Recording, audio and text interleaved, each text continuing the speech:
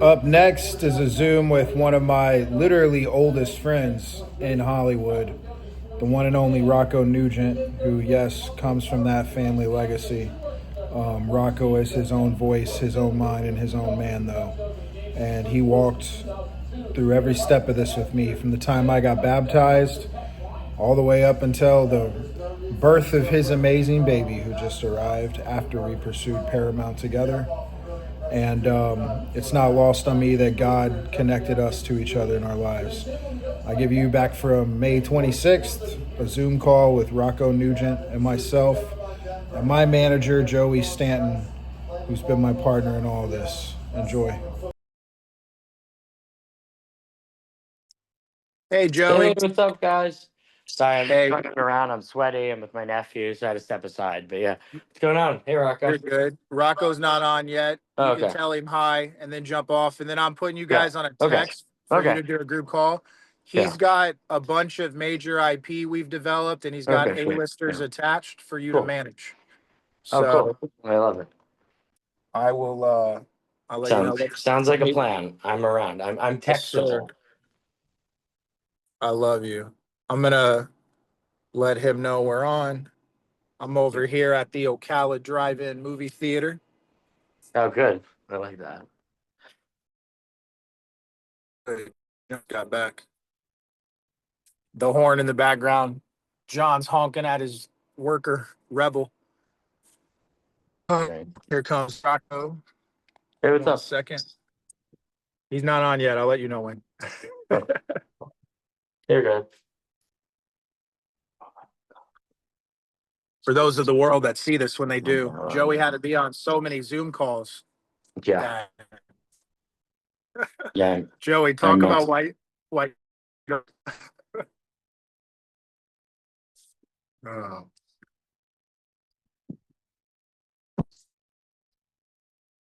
Are you asking me? Sorry. Were you asking me something? No, I was just saying because you make me laugh about Oh, I your have dislike of Zoom PTSD from calls. being on camera because when I was at ICM during COVID, they made us do Zooms like 3 times a day for attendance because there was nothing to do. And you were on this Zoom where they were just talking in circles and about nothing for about an hour and a half, 3 times a day. I was getting paid to do it, but the mental anxiety and trauma that it caused probably wasn't worth whatever the hell I got paid. Unnecessary situations that we Yeah, it go was just through. it was so they could take attendance. So, I mean, it was what it was. I was happy that I had a job, but it was the most boring Zooms I've ever been on, and there were so many of them. It was 2 years of like just talking about nothing. I mean, there was like no projects, and the older agents would be like, "There's no way that there's no projects." I was like, "We're in the middle of a pandemic. There's no projects." And then it was just whatever. It was what it was. It was just the workflow stopped, and people weren't used to it. So it was weird for people to be like, there can't be nothing out there. And you're like, there's really nothing right now.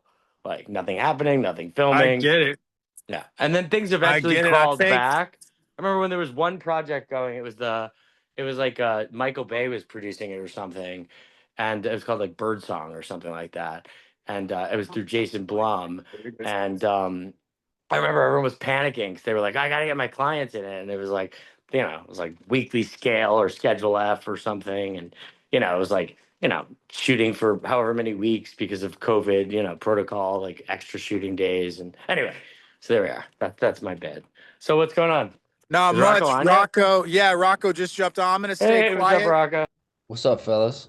How you doing, brother? Yeah, I was just Will and I were just talking. I have PTSD. I'm actually with my nephew right now. I stepped aside and he's off from school today. And I have PTSD from being on camera and being on Zooms because I during the pandemic when I worked at an agency, I was at ICM at the time. We had a Zoom 2 or 3 times a day, depending on the day for attendance. And it was like there was nothing to talk about. So it was like it created this weird anxiety of Zooms. So Understood. Roger that. I can respect it. Rocco, sorry. This is Joey Stanton, Joey Rocco Nugent. I'm gonna connect you guys directly on a text. Rocco, just let Joey know a little bit about yourself real quick. Then he's gonna jump. We're gonna talk. I'm gonna introduce you to John, the owner of the Ocala Drive-In. We all own this now together. I bought it for literally us, the Wu-Tang Clan, you, Rocco. It's legacies. So it's all legacies that own this drive-in. John Travolta lives here in this town. I'm gonna get him to be the face of this place because Pulp Fiction, the anthology series that we have created, that I've talked about, it's gonna debut exclusively each episode at every drive-in theater across America. And then it's gonna go on the Lucille streaming platform, and this is the Lucille Ocala Drive-In Theater. It's all named in honor of Sidney L. Brocious and my grandmother Lucille.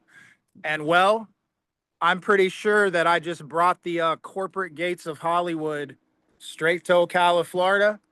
And the next stop, Rocco, you and I, is Coca-Cola. And I'm gonna stay quiet now so you guys can talk. And I'm gonna tell John hi. Amazing. Divine.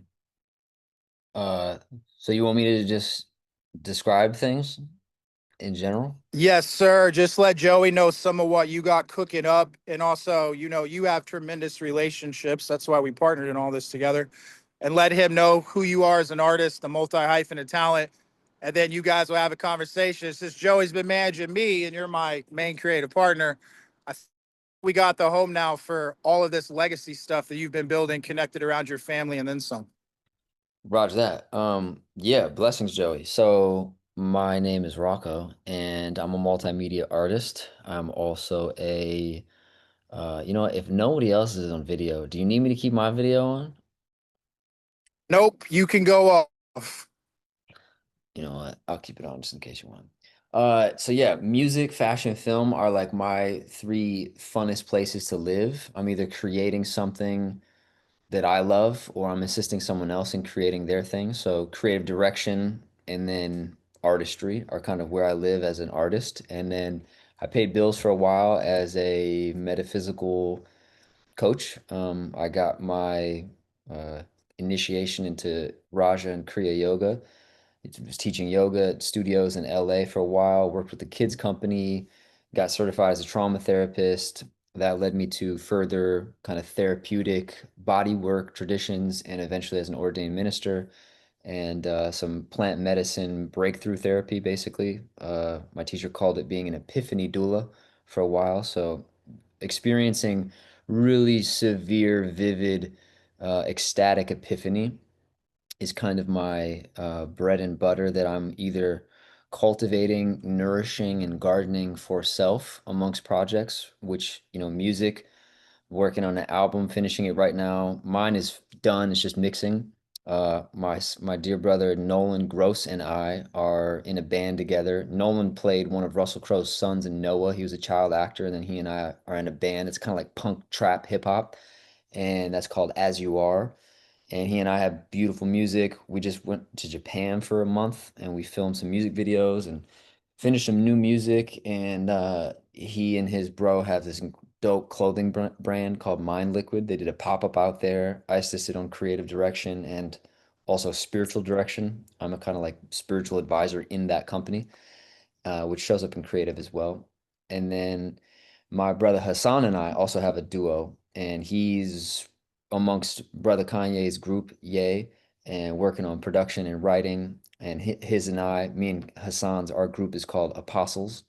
So that's kind of music. Also working on music with my father. I also have a folk album that'll probably come out next year, but I'm really excited of that. And then writing wise, I have a few screenplays that I finished. I went to UCLA for screenwriting in my early 20s, and then MI, Musicians Institute, for music production. So that's kind of where my vantage points are. Also studied an acting theater company called Actors Work in North Hollywood and the Hollywood area for like 10 years. So got my chops there. Music, fashion, film, man. My mentor, Steven Smith, was creative director for Kanye for pretty much the whole Adidas run. Everything Yeezy footwear was Steve Smith. You can look him up. They call him the godfather of the dad shoe. He and I are starting an outdoor lifestyle brand called Downriver. Yeah, I know Steve Smith, man. I remember we used to wear those when I was in junior high. I think Oh yeah, that's the same yeah. brand. Yeah, the New Balance, he's the New Balance Lord. If you've seen anything from New Balance that like stands out in your head is like, oh, that's a New Balance shoe or silhouette, it's Steve Smith, likely. Also, he did the Reebok, he was at Reebok for like 5 years. He did the Instapump Furies, the big yellow, red, bright ones. Anyways, and yeah, man, just really inspired to be of greatest service to humanity as possible, and being inspired is a big piece of doing that. And so I like showing my work.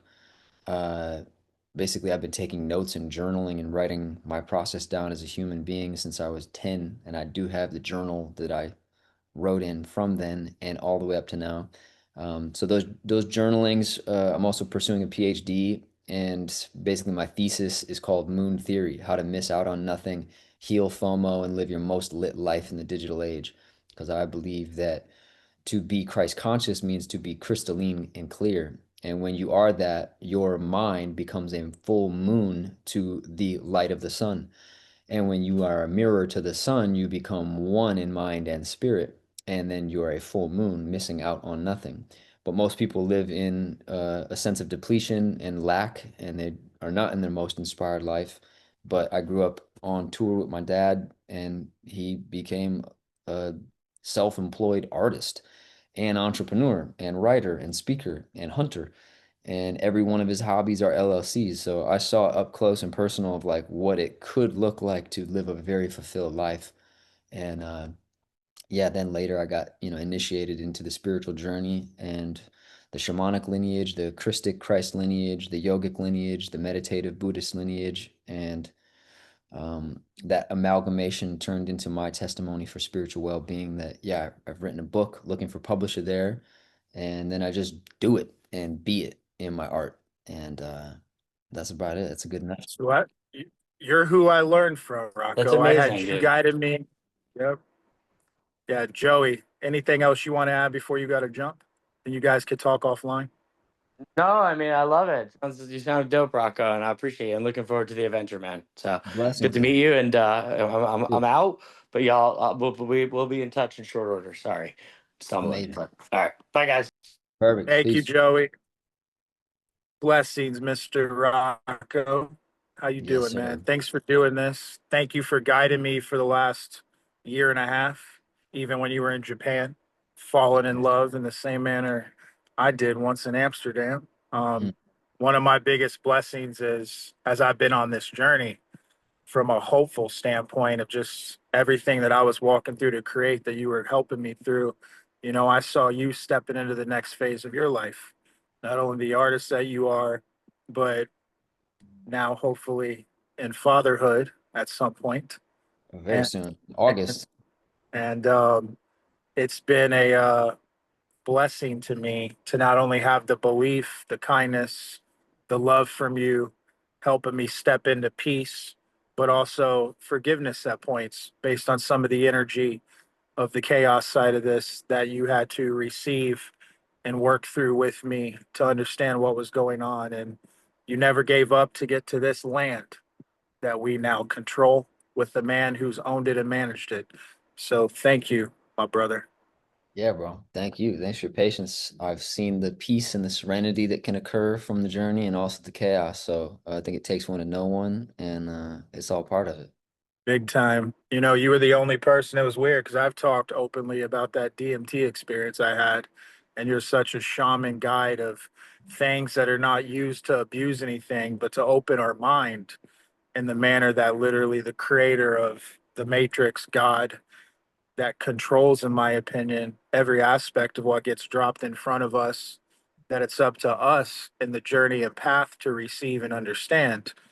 And you have such insight in that. If you can kind of talk about your own viewpoint of that, and then I won't keep you much longer. Well, just one thing that stands out. Thanks for everything you said. I received that in humble grace, and just honestly, I'm so humbled, man, to be a steward of anything that can be positive whatsoever. So, I think so. One thing that stood out to me in what you just said, I have a dear friend who is, I think he identifies as Christian. I'm not sure who identifies as what these days, but his theory is like, free will is an illusion. And I know that shows up in some of the Catholic and Christian conversations of, is free will real? And that question I think is relevant, and I think it can help people get to the truth of it. But something that you just said of like, God gives it to us and then it's up to us. There's this really beautiful yogic teaching that Sadhguruji and Yoganandaji and Bentinho Massaro and some other people, Ram Dass. Um, Several people have talked about it really articulately. But long story short, there's like this allotted warehouse of karma, of like accumulated baggage and identity that we all are basically in a non-conscious way, we're working through it. It's very rare that someone's conscious of all the extent of their karma. But then there's this kind of one shipping container inside of that bigger warehouse that's like our actual, like this amount is what you're supposed to work through in this life. It's like your assigned homework for this life. And that's what I feel like is the main temperature gauge that everyone has a sense of whether they are where they're supposed to be or not. That is the main reason why they feel that way, because you have an kind of this full, huge warehouse of karma that it's like unlikely you're going to get through all of it right now, but it's there. But it's like, here's your first shipping container. Here's your first amount of homework to move through. And in the yogic perspective, there's a lot of your karma that is fixed that you can't control. It's like you're not going to change your eye color. You're not going to become 6'7" overnight. You're not going to grow an extra pinky toe, et cetera, et cetera. There are some things that are fixed, right? But then life can happen, and we have an ability to respond consciously or unconsciously, and that's a spectrum. It's like, oh, I responded kind of consciously. I responded pretty unconsciously. Now I realize that, oh, I don't feel good about that. That negative feeling is kind of a response to, wow, I reacted out of my shadow as opposed to my light, etc.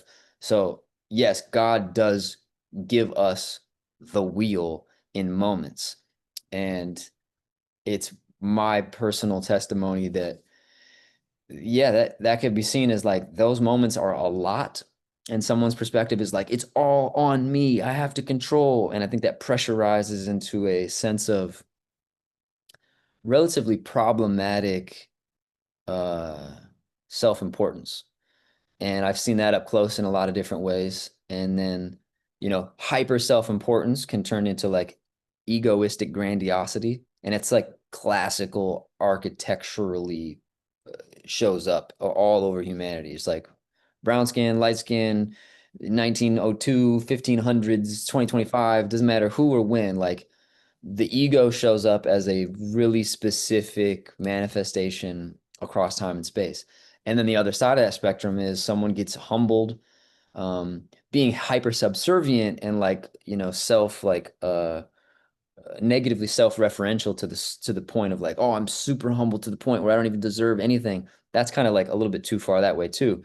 But there's this sweet spot where I think someone can own what they have been given and, own your power, be empowered, and also don't misuse that power or abuse that power in either way. And so what DMT does or can do is it blasts open a lot of the calcification around the crown and the ajna chakra, and it can do other stuff in the other noddy points, the other energy points in the body and in the energy field. And it can go really, really well if someone has somebody that can guide you through it. I've not seen it done really well without the guide. A guide seems to be like a person on this realm who is initiated in practices that are stabilizing for this really complex spiritual procedure. That's like, you wouldn't ask your homie to like, yo, I think I have a tumor. Can you help me with this brain surgery project? Yeah. You'd want someone super initiated with like, probably in a hospital, with a PhD. Yeah. And so a shaman is really a world bridger, someone who has one foot in this world and one foot in spirit, someone that's a translator, someone that's been initiated by someone who came before them. So like if you ask me like, Rocco, how'd you get blah blah blah or this or that, it's really, I'm gonna go immediately, boom, here's my teachers, here's my lineage. That's what you did for me. That's This, exactly what you did. there's some of it that's like me, it's like, yeah, but also a lot of it is I learned this from them. I learned what not to do from them. The path is narrow if you will walk it. And here's a bit of a blueprint. Here's a bit of a guide. And so yeah, man, the DMT is like one of the most powerful things that can occur in this world, in this dimension. Ibogaine, iboga, and then DMT and La Madre Ayahuasca. And I got initiated through the Shipibo lineage, which is like a Peruvian plant medicine shaman lineage. And my teacher, who is like a real shaman, he's even like, I'm not a shaman. He's like, my teacher's a shaman. So if that's the case, then I'm definitely not a shaman. Although I do feel like that's a word that's a helpful identifier of like, what the fuck is Got even it. going on? Like, what do you even, if somebody's going through a near-death experience with or without DMT, which also I've been a facilitator to guide people into some pretty wild states with breath work. And, people could leave their body from breath work, which is like DMT popping that trap door out of the top of your crown. And if you don't know how to hold space in that moment, what happens after you come back can be really problematic and cause, bro that just hopped off the call said that he has trauma around Zoom calls. So Yeah. people can have trauma and negative imprints from a lot of different things. Psychedelics, entheogenic medicines are some of those things. But whatever level of education and information, you know, informed ation or ions or beingness, whatever is in form, it's like what's your kind of your base level experience, because when shit hits the fan, we don't go to what we're learning up here on the edge of our intellect. We go to our base level instincts. We go to our lowest degree of fundamental, um, instinctual programming. And that's why, yeah, a guide and a brother and a mirror and somebody who's calibrated, somebody that's seen it been walked, the path has been walked, has been witnessed, that leaves its imprint on you, but then it's another thing to walk it yourself and to be able to assist another in walking that as well. So yeah, that's a little bit about that. Thank you. I'm going to thank you for all that. I see John. Let me introduce you to our partner over here. Mm. Gonna introduce you to Rocco Nugent real quick. Then you and I are gonna talk. What's that? Rocco Nugent. Okay. This is John Watzke here. Hey, how you doing, sir? We can go ahead How's here. it Where going, you John? stand in the doorway here. There we go. There's sir. John. How you doing? How's it going, sir? Good to see you. Had been better, could be worse. Amen. So I'm gonna show you the videos I've been filming. Uh-huh. We're gonna make Pulp Fiction as an anthology drive-in series produced by you and me. We're gonna distribute those at every drive-in, and we're gonna talk about that off camera. Okay. And I'm gonna show you some videos. Rocco, Nice to meet you, Rocco. I love you. You're going to meet John in person at our telethon. You and I are going to bounce around from every point. So we got it in multiple areas. We'll go through the details of that. I got to talk to Steve Behrman today. We're in the prep phase of that now. So I'll keep you updated. I'm going to put you and Joey on a text and consider everything that you talked to me about yesterday now represented with Paths Forward, because we have everything that we need and what we built together. Thank Thank you. you, bro. Amazing. Blessings. Enjoy the day. We talk soon. Absolutely. We're going to share some Coca-Cola soon, too. I look forward to it. Glass bottled, no high fructose corn syrup, only real It's cane the only sugar. way you could cheers, bro. There you go. Ding. Thank you, man. All right, Peace. bro. Peace. Much Bye. love.